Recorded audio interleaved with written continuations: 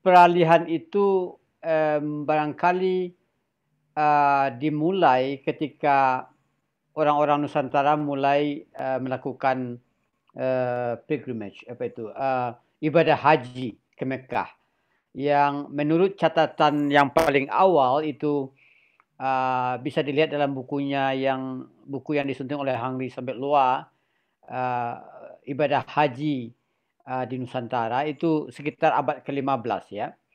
Tetapi tentu titik puncaknya berada pada abad ke-18 ya, ke-19 atau mungkin lebih awal sedikit, di mana beberapa orang dari Nusantara pergi haji dan pulang dan berguru di sana di Masjidil Haram, dan pulang membawa misi sebagai uh, sebagai murid dari gurunya. Kita mengenal Syekh Al-Palimbani, Syekh Al-Banjari, Al-Minangkabawi dan lain sebagainya. Nah, ini satu cara di mana peralihan itu terjadi. Beberapa figur di dalam grup ini sebenarnya sudah dikaji lebih dalam oleh para peneliti, tetapi ada figur-figur lain yang barangkali belum apa. Kalau kita melihat bidang ini, misalnya kita mendengar Syekh Daud Al-Fatani, Al-Banjari, Al-Palimbani, ya. Misalnya Al-Buguri yang sangat terkenal juga dari Bogor.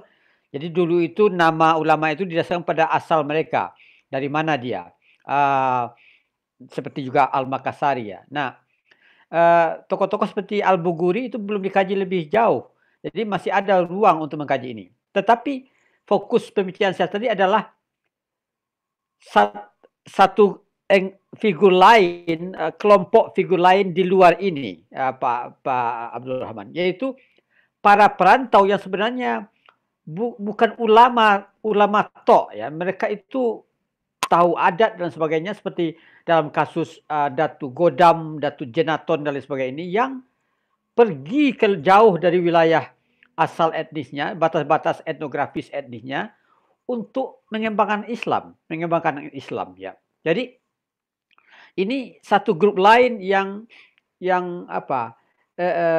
berbeda, bisa dibedakan dari grup tadi yang pergi ke Mekah ya, yang membawa misi dari gurunya seperti Al-Banjari, Al-Palimbani, Al-Bantani dan lain sebagainya itu.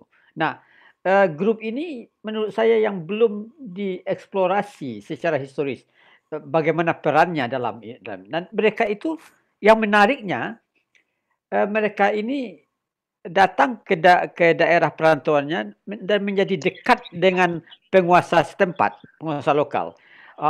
Datuk Jenaton itu menjadi dekat dengan penguasa di Pinang, dan kita juga tahu Al-Makassari itu dekat dengan penguasa Banten ya, walaupun dibuang dan lain sebagainya. Nah, ini jadi ada dua grup. Grup yang pertama tadi dan grup ini yang sebenarnya mereka bukan ulama secara tapi juga perantau yang berperan dalam membentuk enklave Islam di berbagai daerah di Nusantara ini, termasuk mereka yang dibuang oleh Belanda tadi seperti yang saya katakan. Ya, terima kasih.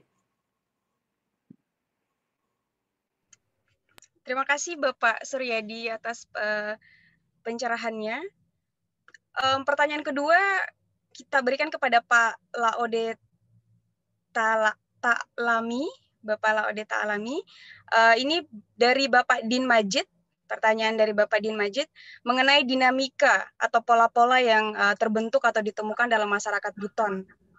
Jadi beliau mengatakan bahwa peradaban itu merupakan perwujudan identitas diri dalam hal ini suku Buton sendiri, dan sifatnya dinamis. Apakah dinamika ini melahirkan pola-pola yang terjadi atau terdapat dalam masyarakat, dan bagaimana menurut Bapak? Silakan kepada Bapak Laode Ta'lami.